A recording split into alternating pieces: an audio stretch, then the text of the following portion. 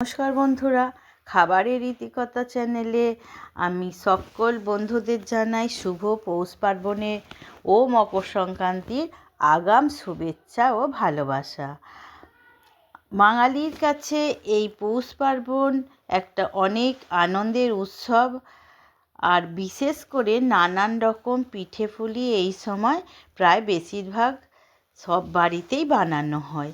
আগে আমি একটা দুধ পুলির রেসিপি আপনাদের কাছে শেয়ার করেছি, আশা করি আপনারা দেখেছেন।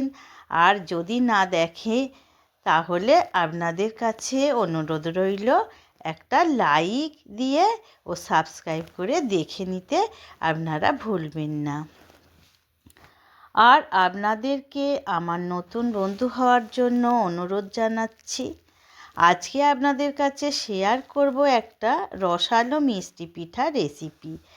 এক বাটি সুজি নিলাম, ওই বাটির এক বাটি জল দিয়ে সুজিটা 2-3 মিনিট রেস্টে রেখে দিতে হবে। তারপর অল্প একটু নারকেল কোড়া দিয়ে সুজিটা মিহি করে পেস্ট করে নেব।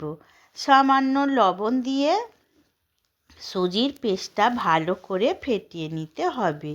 ফাটানো হয়ে গেলে একটু বেকিং পাউডার কিংবা ইনো দিয়ে 2-4 বার ফাটিয়ে নিয়ে একটা আপ্পাম প্যানে সাদা তেল ব্রাশ করে অল্প অল্প করে ব্যাটার দিয়ে আর ঢাকা দিয়ে কড়াই জলে প্যানটা বসিয়ে দেবেন।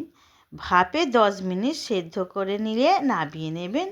আর এই আপ্পাম প্যান যদি না থাকে তাহলে ছোট ছোট বাটিতেও পিঠেগুলো বানাতে পারেন, তাতেও কিন্তু খুব সুন্দর দেখতে হয়।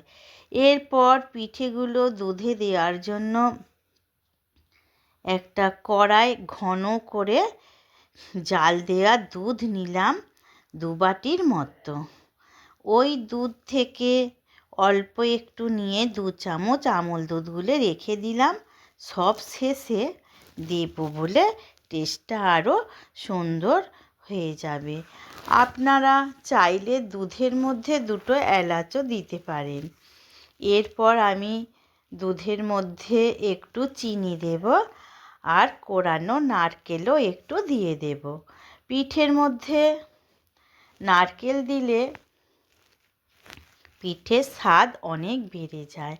পিঠেগুলো কড়াই দিয়ে দুধের সাথে একটু ফুটিয়ে নিয়ে গ্যাস অফ করে দিতে হবে। তারপর একটু খেজুরের গুড় দিয়ে দেব আর গুলে রাখা আমল দুধটাও এই সময় দিয়ে দিতে হবে। ঢাকা দিয়ে 5 থেকে 10 মিনিট রেখে দিন। তারপর সকলকে পরিবেশন করুন। একবার বানিয়ে দেখবেন বন্ধুরা, খেতে কিন্তু অসাধারণ হয়। আর এখানে আর একটা কথা বলি, আমি এই